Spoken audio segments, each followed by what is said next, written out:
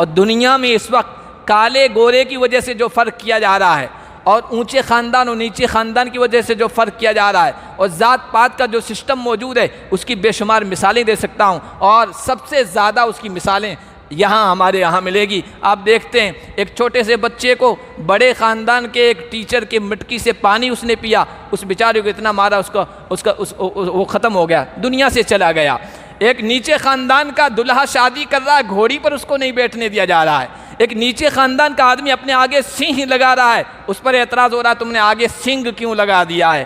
کوئی نیچے خاندان کا مونچھیں یوں مروڑ کر رکھ رہا ہے، اس پر اس کا قتل ہو گیا ہمارے ہاں جودھ پور پالی میں بھی، کہ تو نے مونچھیں یوں کیوں رکھی ہے، یہ تو ہمارا خاصہ ہے، یہ ہمارا امتیاز ہے۔ یہ اونچ نیچ آج بھی دنیا میں موجود ہے۔ یہ محمد الرسول اللہ صلی اللہ علیہ وسلم تھے، یہ مذہب اسلام تھا کہ ان سب کا خاتمہ کیا ہے، اور اس وقت بھی خاتمہ کیا۔ آج بھی الحمدللہ مذہبی اعتبار سے، دینی تعلیم کے اعتبار سے، دینی سوچ کے اعتبار سے ہم کتنے ہی نیچے کیوں نہ گر گئے ہو، لیکن برہمنیت اسلام میں نہیں آئی ہے۔ آپ یہی اسی مجمع کو دیکھ لیجئے، آج آپ کا امام کس خاندان سے تعلق رکھتا ہے، کس برادری سے تعلق رکھتا ہے، رنگ کا کیسا ہے، کوئی نہیں پوچھتا ہے کہ غریب خاندان ہے کہ بڑے خاندان کا ہے، یہ ہماری برادری کا کہ غیر برادری کا ہے، اور یہ رنگ اور نسل کے اعتبار سے کیسا ہے۔ اور میرے پاس میں بیٹھا ہوا ہے، یہ اونچا آدمی ہے کہ نیچا آدمی ہے، یہ مالدار ہے کہ غریب ہے، یہ امیر ہے کہ معمور ہے، یہ حاکم ہے کہ محکوم ہے، یہ اونچی برادری سے تعلق رکھتا ہے کہ نیچی برادری سے۔ یہ جو مثال اسلام نے پیش کی ہے، دنیا کا کوئی مذہب اس کی مثال پیش نہیں کر سکتا ہے۔ یہ الحمدللہ ہزار کمیوں کے باوجود یہ برہمنیت آج ہمارے اندر نہیں آئی ہے، اور ہم دنیا والوں سے کہتے ہیں کہ کامیاب زندگی اگر گزارنا چاہتے ہو تو آئیے اسلام کی تعلیمات کی طرف، محمد عربی کی تعلیمات کی طرف، جو یہ منظر پیش کرتا ہے۔ علامہ اقبال رحمۃ اللہ علیہ نے جو کہا تھا، آ گیا آئین لڑائی میں اگر وقت نماز، قبلہ روح ہو کے زمیں بوس ہوئی قوم حجاز، قبلہ روح ہو کے زمیں بوس ہوئی قوم حجاز، ایک ہی صف میں کھڑے ہو گئے محمود و ایاز۔ محمود بادشاہ تھا، ایاز ایک عام سا غلام بندہ تھا۔ ایک ہی صف میں کھڑے ہو گئے محمود و ایاز، نہ کوئی بندہ رہا نہ کوئی بندہ نواز، صاحب و محتاج و غنی ایک ہوئے، تیرے دربار میں پہنچے تو سبھی ایک ہوئے۔ یہ ہے اصل مساوات، یہ ہے اصل برابری، یہ ہے اصل ایکولیٹی جو صرف اسلام پیش کرتا ہے۔ اور چونکہ وقت نہیں ہے، جمعہ کا وقت بہت مختصر ہوتا ہے، ورنہ میں آپ کے سامنے رکھتا کہ دنیا میں اس وقت افریقی کالوں اور گوروں میں کتنا فرق ہے، اور کس طریقے سے ان میں اونچ نیچ موجود ہے، اور ہر قوم کے اعتبار سے موجودہ مثالیں دے کر آپ کو سمجھاتا۔ الہ الاولین والآخرین والصلاة والسلام علی سید الانبیاء والمرسلین محمد وآلہ وصحبہ اجمعین، اما بعد فاعوذ باللہ من الشیطان الرجیم، بسم اللہ الرحمن الرحیم۔ یا ایہا الناس انا خلقناکم من ذکر وانثی وجعلناکم شعوبا وقبائل لتعارفوا ان اکرمکم عند اللہ اتقاکم۔ وقال النبی صلی اللہ علیہ وسلم ایہا الناس ان اللہ اذہب عنکم عبیۃ الجاہلیہ وتکبرہا۔ الناس بنو آدم وآدم خلق من تراب، او کما قال النبی صلی اللہ علیہ وسلم۔ درود شریف پڑھ لیں۔ اللہم صل علی محمد وعلی آل محمد کما صلیت علی ابراہیم وعلی آل ابراہیم انکا حمید مجید۔ اللہم بارک علی محمد وعلی آل محمد کما بارکت علی ابراہیم وعلی آل ابراہیم انکا حمید مجید۔ میرے محترم بزرگوں اور عزیز دینی بھائیوں، اللہ تبارک و تعالی نے ہمیں جو دین دیا ہے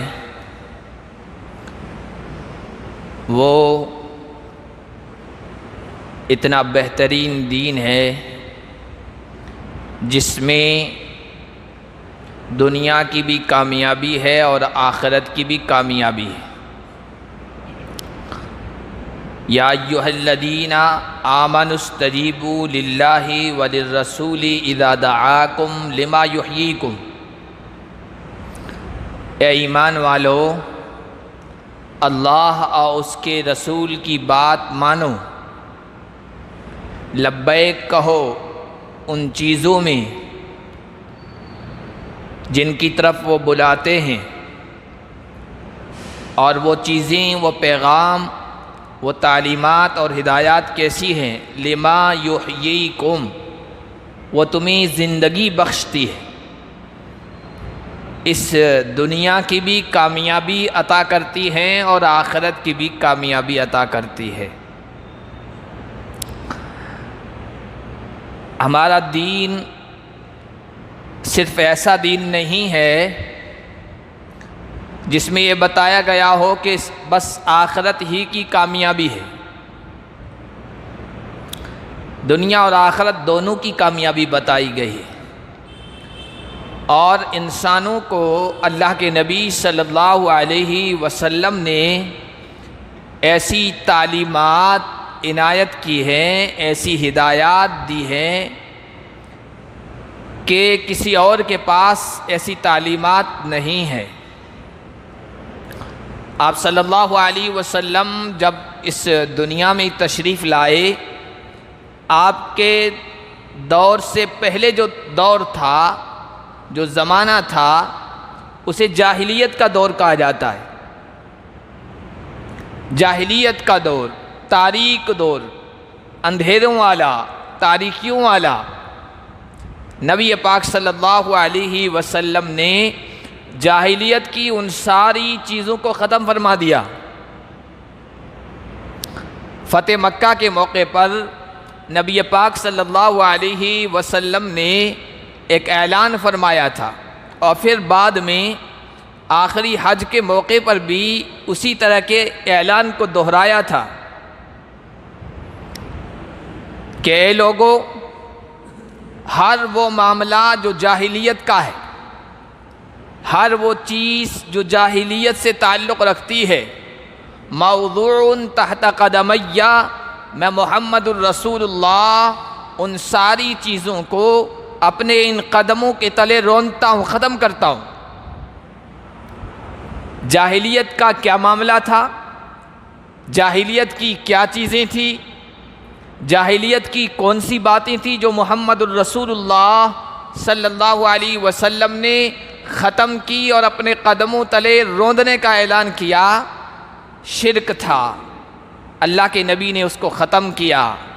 جس سال آپ نے حج فرمایا، اس سے ایک سال پہلے حضرت ابو بکر کو، حضرت علی کو حج کے لیے بھیجا اور اعلان فرمایا آئندہ سے کوئی مشرک حج کرنے نہیں آئے گا۔ بیت اللہ کو شرک سے پاک صاف کر دیا گیا، کوئی ننگے ہو کر طواف نہیں کر سکے گا۔ شرک تھا، جاہلیت کا معاملہ، اللہ کے نبی نے اس کو ختم کیا۔ زنا اور بدکاری تھی، اللہ کے نبی نے اس کو ختم کیا۔ سود تھا، سٹا تھا، جوا تھا، لاٹری کی وہ بہت ساری قسمیں جو آج نئے نئے طریقوں سے، نئے نئے ڈھنگ سے، نئے نئے روپ سے دنیا والے ترقی یافتہ لوگ انسانوں کے سامنے پیش کر رہے ہیں اور اس کے چنگل میں پھنسا رہے ہیں۔ اللہ کے نبی نے یہ سارا سسٹم جو جاہلیت کا تھا ختم کیا۔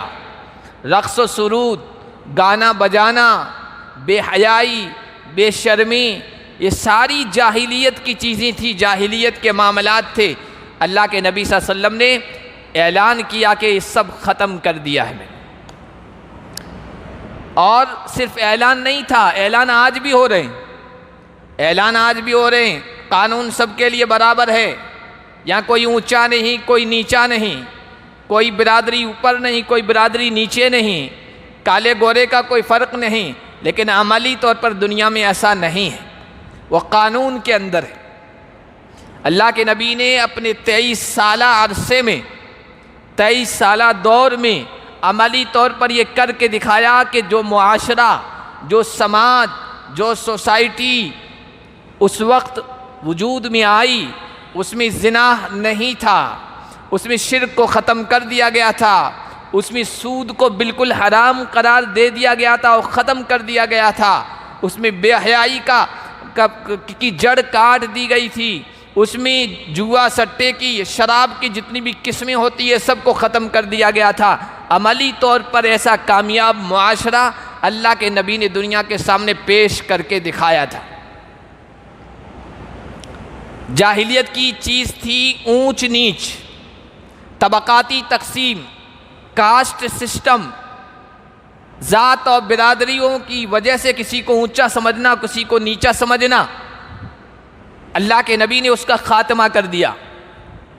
ہر اعتبار سے تمام انسانوں کو جو ایمان لے آئیں، جو کلمہ توحید کا اقرار کریں، جو نیک عمل کریں اور کلمہ لا الہ الا اللہ کے پرچم تلے آ جائیں، سب کو برابر قرار دے دیا ہے۔ مساوات، برابری، ایکولیٹی، سمانتا، یہ نبی پاک صلی اللہ علیہ وسلم نے انسانوں کو عطا فرمائی۔ اور ہر اعتبار سے، مذہبی اعتبار سے، سیاسی اعتبار سے برابری، قانونی اعتبار سے برابری، معاشرے اور سماج میں تمام لوگوں کے برابر ہونے کی حیثیت سے برابری اور مساوات، جس طریقے سے برابری ہو سکتی ہے اللہ کے نبی صلی اللہ علیہ وسلم نے عملی طور پر وہ کر کے دکھایا ہے۔ عرب کے لوگ اپنے آپ کو بڑا سمجھتے تھے، پھر عربوں میں بھی نیچے آئی ہے قریشی غیر قریشی کو اپنے برابر نہیں سمجھتا تھا۔ قریشی کسی کو قتل کر دے تو اس کے بدلے میں کسی کو قریشی کو نہیں قتل کیا جا سکتا ہے۔ اگر کوئی قریشی کو قتل کر دے تو اس کے بدلے میں 2 آدمیوں کو قتل کیا جائے گا، قاتل کے متعلقین میں سے 2 آدمیوں کو قتل کیا جائے گا۔ یہ نابرابری تھی، یہ عدم مساوات تھی۔ اپنے آپ کو عرب کے لوگ زبان کی بنیاد پر، لسان کی بنیاد پر بھی بڑا سمجھتے تھے۔ ہم عرب ہیں، دوسرے سب عجمی ہیں، گونگے ہیں، بے زبان ہیں، کتنی بھی اچھی طریقے سے بات کر لیتے ہو لیکن وہ ہم کو کہتے تھے گونگے ہیں۔ اپنی زبان پر اتنا فخر۔ ٹھیک ہے، عربی زبان بہت بہترین زبان ہے، اچھی زبان ہے، کوئی زبان اس کا مقابلہ نہیں کر سکتی، لیکن اتنا فخر، اتنا تکبر کیا اپنی زبان پر کہ دوسروں کو کہنے لگے یہ تو جانور ہیں، گونگے ہیں۔ اس کو بھی اللہ کے نبی صلی اللہ علیہ وسلم نے ختم فرمایا۔ ہر اعتبار سے جو سماج و معاشرے میں نابرابری تھی، عدم مساوات جسے کہتے ہیں، اس کا خاتمہ کیا ہے۔ فتح مکہ کے موقع پر میں یہ کچھ باتیں پہلے بھی بیان کر چکا ہوں خطبہ حجۃ الوداع کے سن میں، لیکن چونکہ آج کا ماحول، حالات اس طرح ہیں کہ پھر اسلام کی ان بہتر تعلیمات کو دوبارہ انسانیت کے سامنے رکھا جائے اور ہم بھی اس سبق کو دوبارہ تازہ کریں۔ فتح مکہ کے موقع پر اللہ کے نبی صلی اللہ علیہ وسلم نے کتنا بہترین مساوات کا درس دیا۔ مکہ فتح ہو گیا ہے، اللہ کے نبی صلی اللہ علیہ وسلم جس شہر سے مجبور کر کے نکالے گئے تھے اس میں فاتح بن کے آئے۔ سارے قریشی اپنے آپ کو بڑا سمجھنے والے وہاں موجود ہیں۔ اللہ کے نبی نے مکہ کو بتوں سے پاک کیا، صاف کیا، غسل دیا، اور پھر حضرت بلال حبشی رضی اللہ تعالیٰ عنہ کو بلایا کہ بلال کو بلاؤ۔ بلال کو بلایا گیا، اعلان کیا گیا کہ بلال بیت اللہ کی چھت پہ چڑھ کے اللہ کی تکبیر، اللہ کی کبریائی، اللہ کی بڑائی، اللہ کی عظمت کا نعرہ بلند کریں گے۔ یہ اعلان کیا گیا تو اس معاشرے میں ایک طوفان مچ گیا۔ یہ کوئی معمولی اعلان نہیں تھا، ایک طوفان مچ گیا۔ ایک حبشی، ایک رنگ کا کالا، ایک سیاہ فام، پھر اس پر مزید یہ کہ غلام، آزاد کردہ غلام، اس کو بیت اللہ کی چھت پہ چڑھایا جا رہا ہے۔ زمانہ جاہلیت میں بھی بیت اللہ کو احترام والا سمجھا جاتا تھا، جو جاہل لوگ تھے اس وقت ابھی تک مسلمان نہیں ہوئے تھے، ان لوگوں نے بھی کہا یہ کیسی بات ہوئی کہ ایک نیچا سمجھے جانے والا آدمی اس کو بیت اللہ کی چھت پہ چڑھایا جا رہا ہے، کعبہ اللہ کے گھر پر ایک طوفان برپا ہو گیا۔ اور وہ بہت مشہور جملہ ہے جو ہسٹرین نے، تاریخ لکھنے والوں نے لکھا اور نقل کیا کہ ایک قریشی اپنے آپ کو بڑا سمجھنے والا ابھی تک مسلمان نہیں ہوا تھا، بعد میں وہ مسلمان ہوئے، صحابی بنے ہیں، اب یہ منظر دیکھ رہے تھے کہ بلال حبشی کو بیت اللہ پہ چڑھایا جا رہا ہے، تو انہوں نے اپنی آنکھوں پر ہاتھ رکھے، اپنی آنکھوں پر ہاتھ رکھے افسوس اور حسرت میں، اور کہا ہائے میرے ابا، تو بڑا خوش قسمت ہے کہ یہ منظر دیکھنے سے پہلے اس دنیا سے چلا گیا ہے۔ یہ صحابی بعد میں مسلمان ہوئے، اس وقت مسلمان نہیں ہوئے تھے، لیکن دیکھیے اونچ نیچ عربوں میں، قریش میں کتنی تھی کہ کہہ رہے ہیں کہ میرے ابا بڑے خوش قسمت ہیں کہ یہ منظر کہ ایک کالا کلوٹا غلام بیت اللہ کی چھت پر چڑھا دیا گیا ہے، ایک نیچا انسان اس کو اتنا بلند کر دیا گیا ہے، یہ منظر دیکھنے سے پہلے آپ اس دنیا سے چلے گئے، بڑے سعادت مند ہیں، بڑے خوش نصیب ہیں۔ اللہ کے نبی نے اس کاسٹ سسٹم کو، ذات پات کو، طبقاتی تفریق کو، انسانوں، سماج و برادریوں میں اونچ نیچ کا اس طرح خاتمہ کیا، سب کے سامنے عملی طور پر مثال پیش کی۔ پھر اس کے بعد دیکھیں اللہ کے نبی صلی اللہ علیہ وسلم نے مذہبی اعتبار سے، کچھ لوگ اپنے آپ کو بڑا سمجھتے تھے، جیسے ہر مذہب میں یہ ہوتا ہے کہ بھائی یہ کون ہے، برہمنی جو کچھ بھی کریں وہ بس اعلیٰ ہیں، وہ بڑے ہیں، وہ پوتر ہیں، وہ سب سے بڑھ کر ہیں، کچھ بھی کریں دوسرے لوگوں سے بہتر ہیں وہ۔ اسی طرح دوسرے مذاہب میں بھی تھا، قریش کے لوگوں میں بھی یہ چیز تھی۔ تفسیر اٹھا کر آپ دیکھ لیں، دوسرے پارے میں حج کا جہاں تذکرہ ہے، قریش کے لوگ حج کے دنوں میں حج کرتے تھے زمانے جاہلیت میں، لیکن وہ میدان عرفات میں نہیں جایا کرتے تھے۔ میدان عرفات حرم کی حد سے کچھ حصہ اس کا باہر ہے، کہتے تھے نحن حمسن نحن قطین بیت اللہ، ہم تو، اب حمس کا ترجمہ آج کل کے حساب سے کہیں تو کہ ہم تو وی آئی پی لوگ ہیں، ہم تو بڑے لوگ ہیں، ہم تو بیت اللہ کے کبوتر ہیں، حرم کے کبوتر ہیں، ہم تو بہادر لوگ ہیں، ہم لوگ حرم کی حد کو پار کر کے باہر نہیں جا سکتے، میدان عرفات میں نہیں جایا کرتے تھے۔ اللہ کے نبی صلی اللہ علیہ وسلم جب مکے میں تھے اس وقت بھی آپ نے حج کیا ہے، اور آپ نے اس رسم کو، اس ریت کو توڑا، ختم کیا، آپ میدان عرفات گئے ہیں۔ اور اس کے بعد جب آپ ایمان اسلام کے اعلان کے بعد حجۃ الوداع میں جب تشریف لائے ہیں تو اس موقع پر آپ اور آپ کے تمام صحابہ، قریشیوں کے غیر قریشی، میدان عرفات میں حاضر ہوئے ہیں۔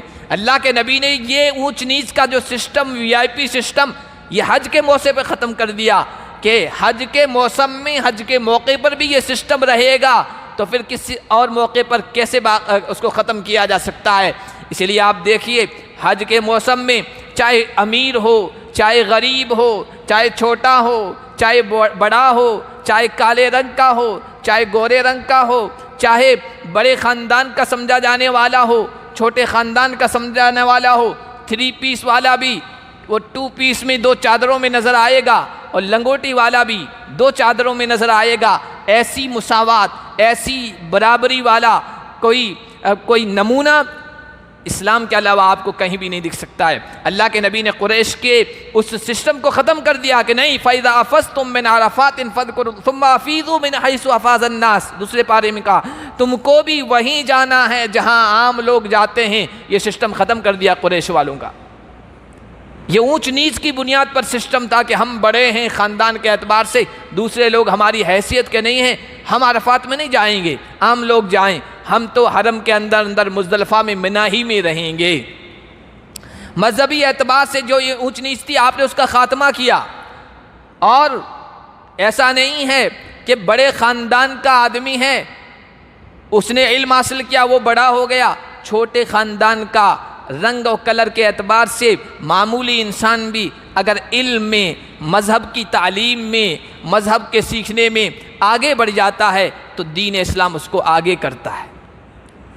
حضرت عطا بن ابی رباح کا واقعہ میں اکثر سناتا رہتا ہوں اپنے وقت کے سب سے بڑے عالم عبد الملک ابن مروان اعلان کرتا تھا کہ حج کے موسم میں حج کے مسائل عطا بن ابی رباح کے علاوہ کسی سے نہ پوچھے جائیں، وہی بتائیں گے۔ بیت اللہ کے اندر، حرم کے اندر 30 سال تک ان کا سبق ہوتا رہا، درس ہوتا رہا، لیکن ان کی خود کی زندگی پڑھیے، رنگ کے اعتبار سے انتہائی کالے، قد کے اعتبار سے ٹھنگنے، بال گھنگریالے جیسے حبشیوں کے ہوتے ہیں، افریقیوں کے ہوتے ہیں، پیچدار، ناک چپٹی، آنکھ کے اعتبار سے بھینگے، پاؤں میں لنگڑاپن۔ علماء لکھتے ہیں 6 عیب تھے ان کے جسم کے اندر، 6 عیب۔ ایسا لکھتے ہیں کہ اگر کوئی عام آدمی آ جائے تو اس کو پاس بیٹھنے میں گھن محسوس ہو، ایسی شکل صورت قد کاٹھی کے تھے۔ اور مثال دی ہے، مثال سے آپ سمجھ سکتے ہیں، کہا کہ وہ ہزاروں شاگردوں کے درمیان جب بیٹھتے تھے اور درس دیتے تھے تو ایسا لگتا تھا جیسے کپاس کے کھیت میں کالا کوا بیٹھا ہو، کپاس کے کھیت میں، روئی کے کھیت میں کالا کوا بیٹھا ہو، ایسا لگتا تھا ان کا منظر۔ لیکن علم سیکھا، دین سیکھا، شریعت کے مسائل سیکھے، تو پھر رنگ و نسل کی بنیاد پر اور خاندان کی بنیاد پر وہ نیچے نہیں رہے۔ علم نے، دین نے، مذہب نے ان کو آگے بڑھا دیا، اتنا آگے بڑھایا، بڑے بڑے اچھی رنگت والے خوبصورت انسان، بڑے خاندان کے لوگ ان کے سامنے شاگرد بننے پر فخر محسوس کرتے تھے، اچھی اچھی رنگت والے ان کے اپنے آپ کو شاگرد کہا کرتے تھے، ہم عطا بن ابی رباح کے شاگرد ہیں۔ اور بخاری شریف کا کوئی بھی صفحہ اٹھا لیں، عطا بن ابی رباح کے نام سے خالی نہیں ہوگا۔ یہ کس نے اٹھایا؟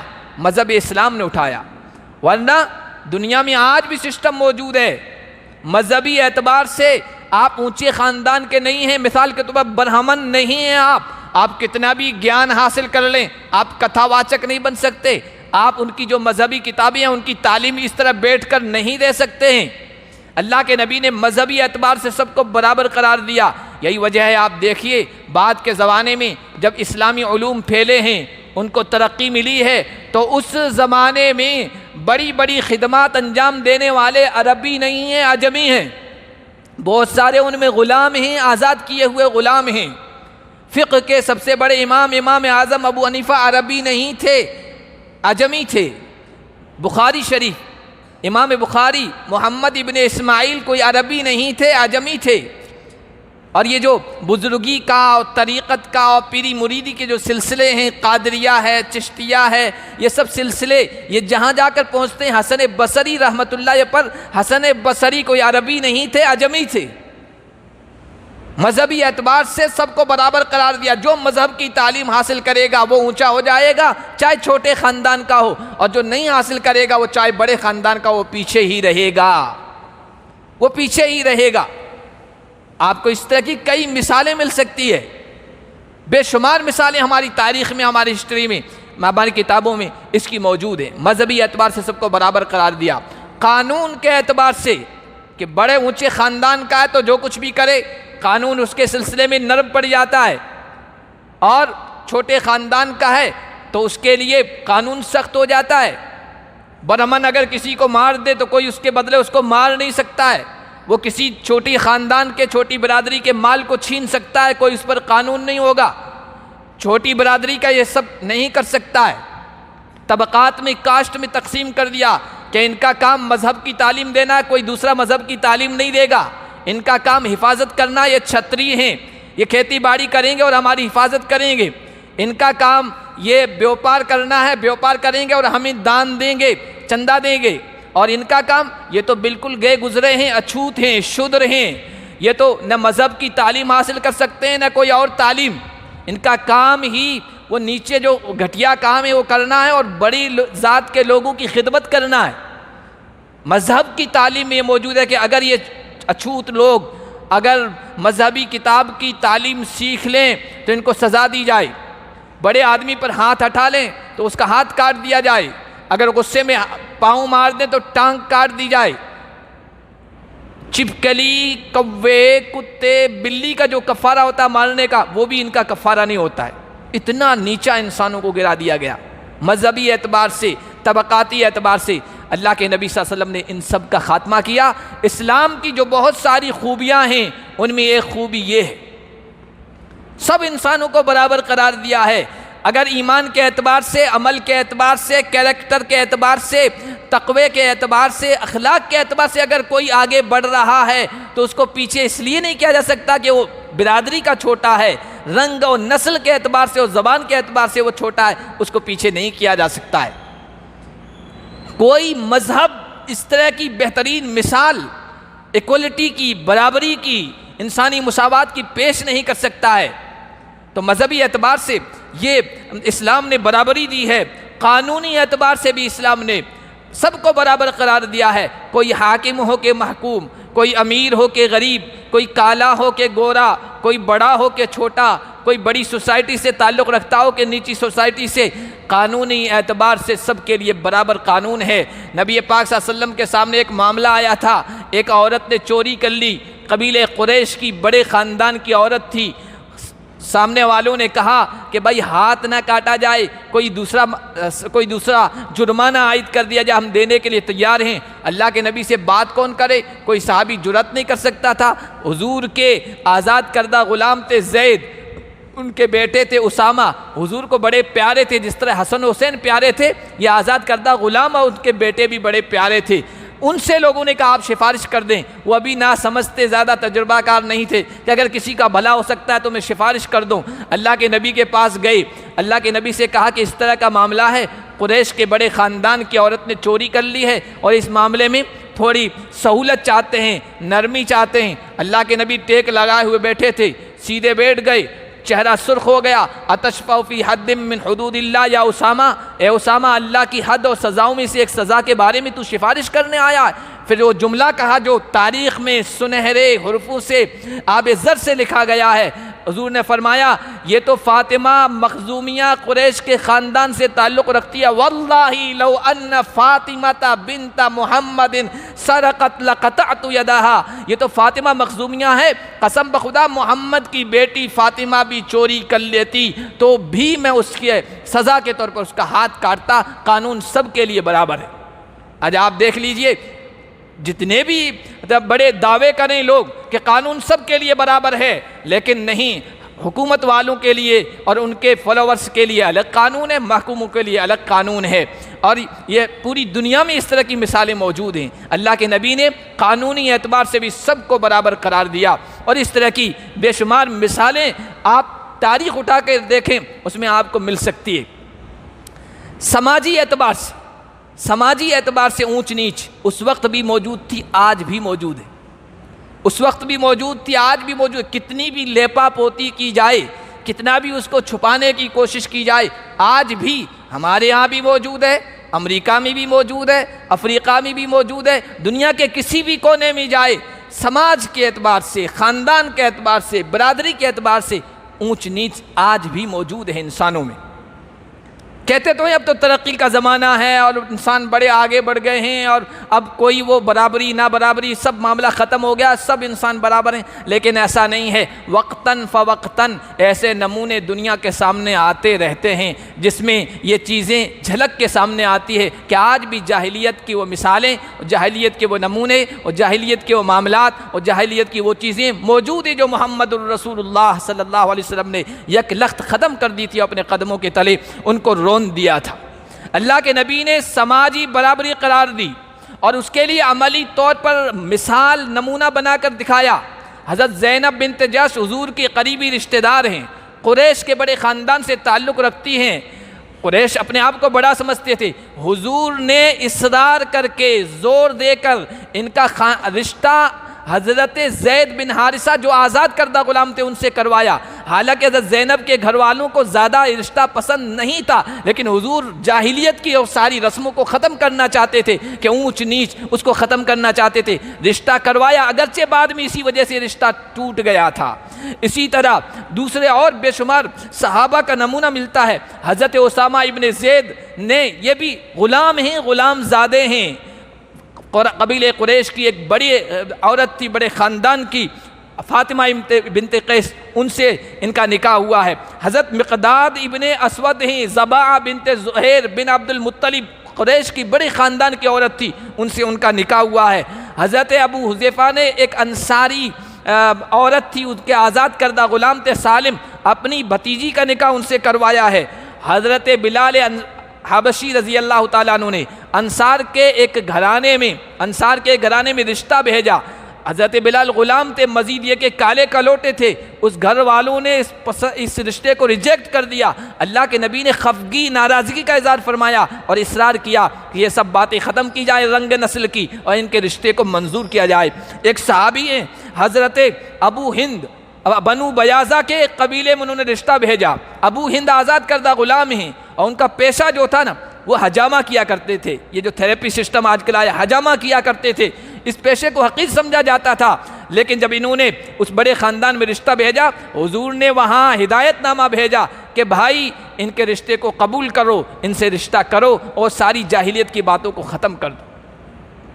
میں اور بھی کئی مثالیں اس طرح کی پیش کر سکتا ہوں، اور دنیا میں اس وقت کالے گورے کی وجہ سے جو فرق کیا جا رہا ہے، اور اونچے خاندان اور نیچے خاندان کی وجہ سے جو فرق کیا جا رہا ہے، اور ذات پات کا جو سسٹم موجود ہے، اس کی بے شمار مثالیں دے سکتا ہوں، اور سب سے زیادہ اس کی مثالیں ہمارے یہاں ملے گی۔ آپ دیکھتے ہیں ایک چھوٹے سے بچے کو بڑے خاندان کے ایک ٹیچر کے مٹکی سے پانی اس نے پیا، اس بیچارے کو اتنا مارا وہ ختم ہو گیا، دنیا سے چلا گیا۔